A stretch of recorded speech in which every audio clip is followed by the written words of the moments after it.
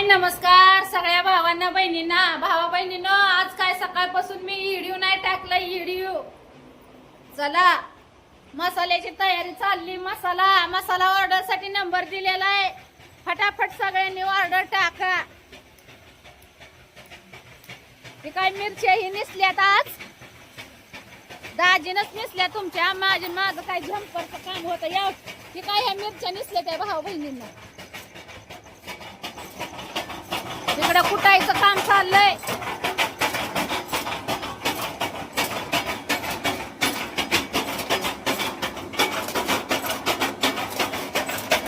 मिरच्या मसाला 2-4 मसाला कुठला आता ऑर्डर पण आपली चालू होते म्हणजे उद्या आपला पण मसाला भाजायचा फटाफट उशीर न करता ऑर्डर टाका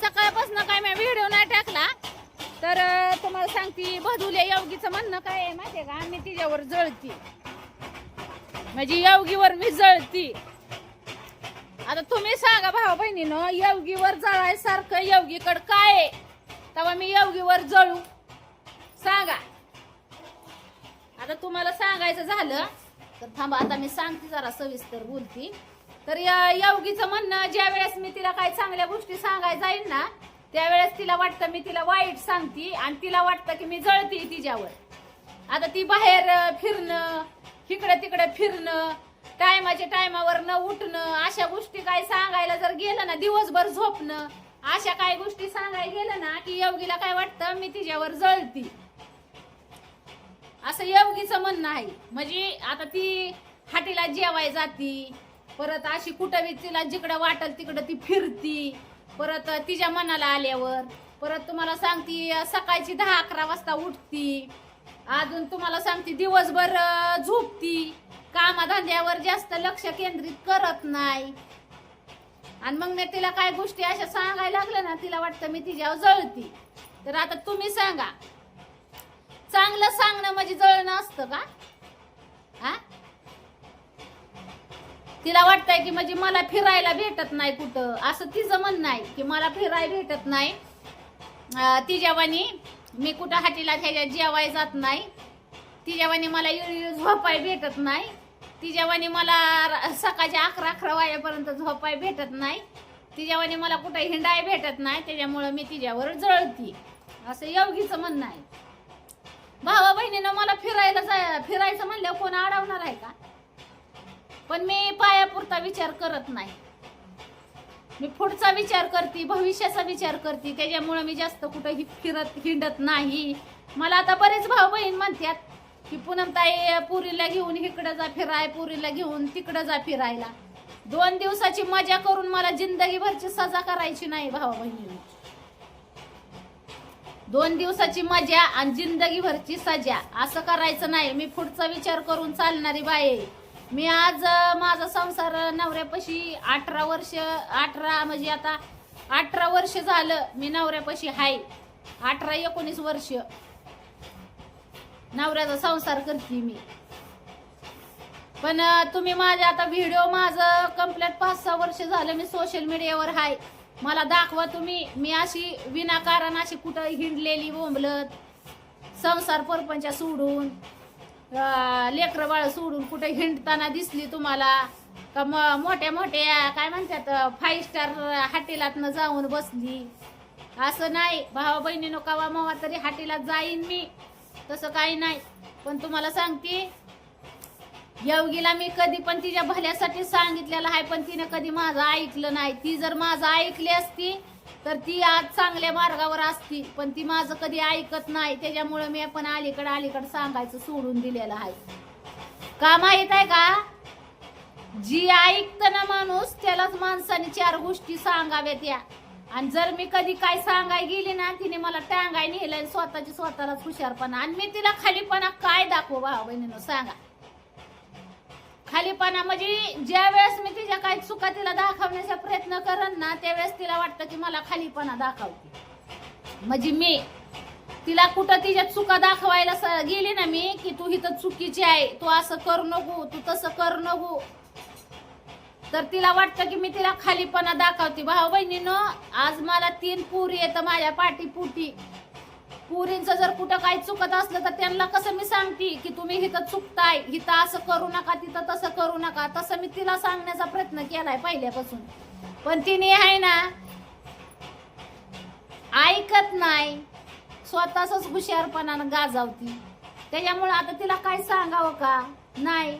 तर तुम्हाला सांगते आता ती म्हणती तिला मी कवा द्यायचा काय फोन तर कधी केला. आता सकाळी फोन केला 10-11 वाजले तरी झोपली होती. म्हणलं झोपलीच बाई अजून, म्हणलं उठली नाही.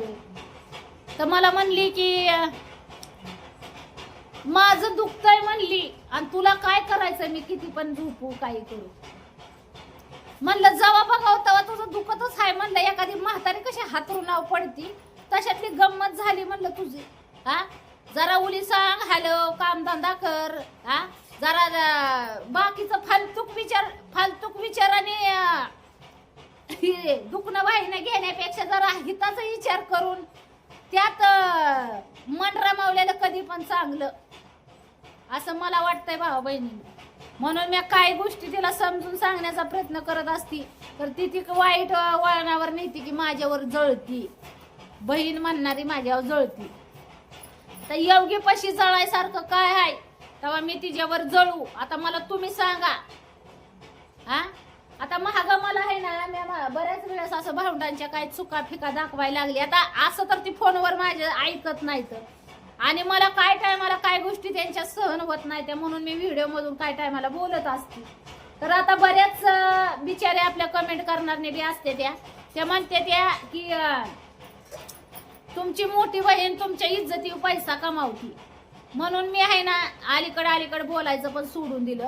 त्यांच्या इज्जतीवर मी पैसा कमावते. आता ह्याच्या आधी सोशल मीडियावर ह्याच्या आधी ती त्यांच्या इज्जतीवरच पैसा कमवत होती का मी? हा ती आता आणली, मी मागून आणली त्यांना सोशल मीडियाचं पण साधन एक. त्यांना त्यांची आर्थिक परिस्थिती सुधारावी, 4 पैशाचं त्यांना हातभार व्हावा ह्या दृष्टिकोनातून सोशल मीडिया चॅनल ओपन करून दिलं.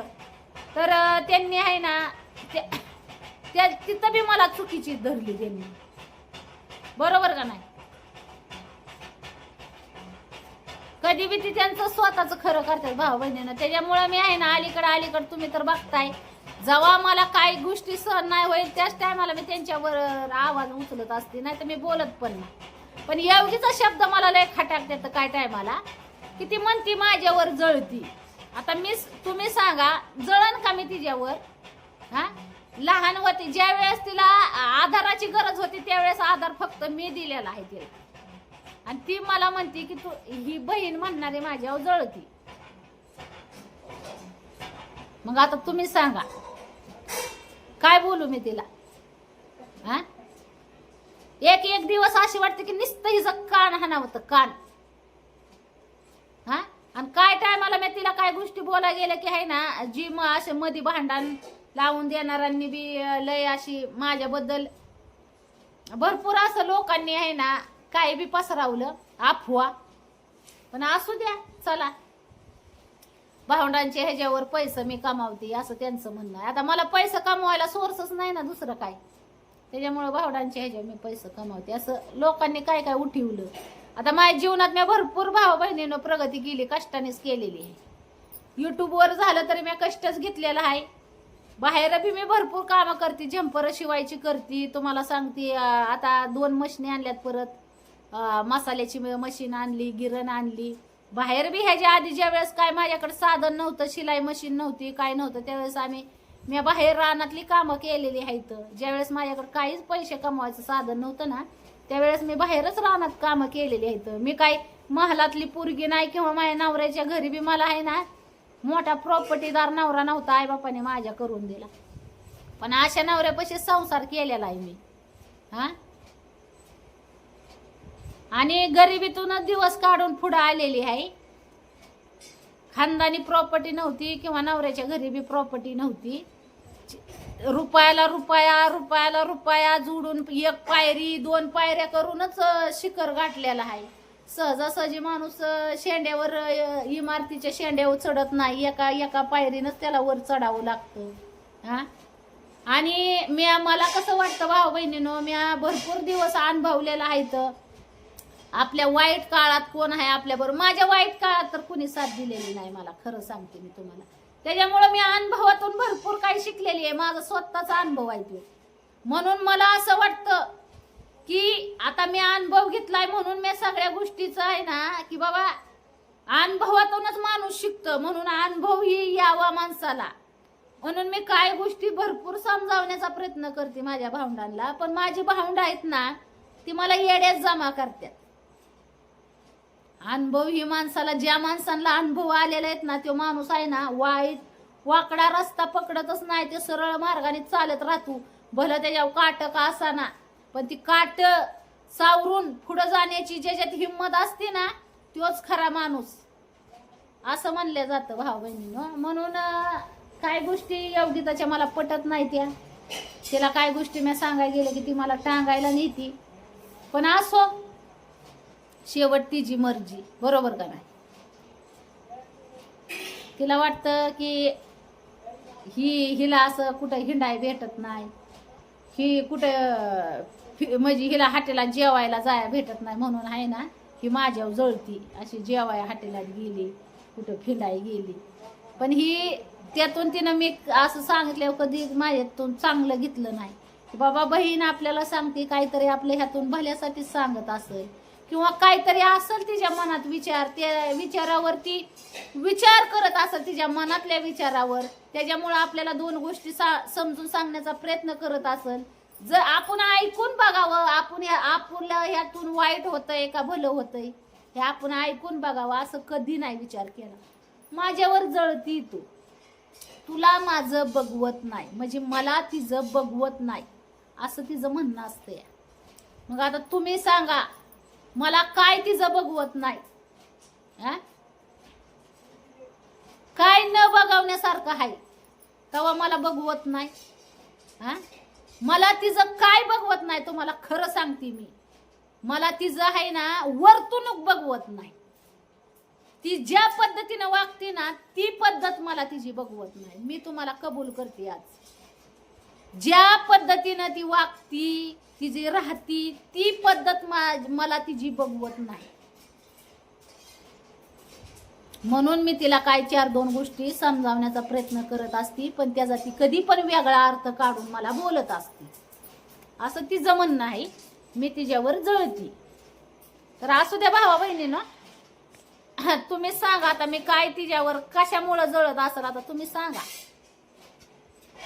आता मी कन्फ्यूज झाली ना, काय बाबा काय योगी अशी म्हणती मला सारखी जळती, सारखी खालीपणा दाखवती, म्हणजे मी तिला खालीपणा दाखवते. मला काम नाहीत ना काय, त्याच्यामुळं मला दिवसभर योगीला खालीपणा आणि तिच्यावर जेलन झाल्याशिवाय माझी मनाची शांती होत नाही. शांती दिवसभर मोकळी आहे ना मी, कामधंदा नाही, त्याच्यामुळं तर जाऊन द्या मरू द्या भाऊ बहिणींना द्या विषय सोडून. चला आपलं बघा मसाल्याचं काम आपलं चाललेलं आहे. दाजी तुमचं कुठतंय मसाला नवरदेव झालाय मसाला आता कुठून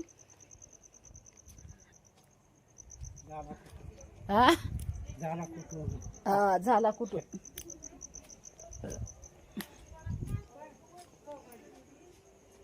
ठीक आहे मस्त झालाय. चला मसाला ऑर्डर साठी नंबर दिलेला आहे सगळ्यांना 76 66 60 27 46. दुसरा नंबर 98 22 20 85 82. फटाफट उशीर न करता ऑर्डर टाका आणि गावाकडच्या गावरान मसाल्याचा स्वाद घ्या. मागच्या कॅमेऱ्यात दाखवते. हा मोठी ही काय इथं कॅरी बॅग आहे बघा इथं. ही बारकी रे मगाशी म्हणून ती भरणीत भरा मग तिच्या भरणी दिली ना तिने. हम्म.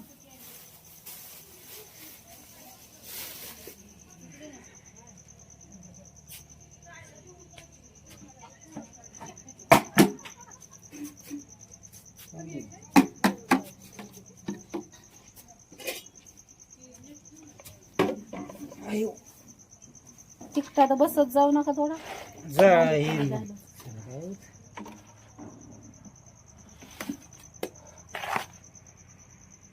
चला भाऊ बहिणींनो मसाला ऑर्डर साठी नंबर दिलेला आहे. फटाफट ऑर्डर टाका गावाकडच्या गावरान मसाल्याचा स्वाद घ्या. तर चला चाललंय माझं आता आवरायचं फटाफट. दाजीनेच आज कांदा कापलं मिरच्या निसल्या. मी काय नाही मी घरातच होती. त्यांना म्हणलंय तुमची काम आता तुम्ही हँडल करायची. ते काय दळून ठेवल्यात इकडं मग करायचंच.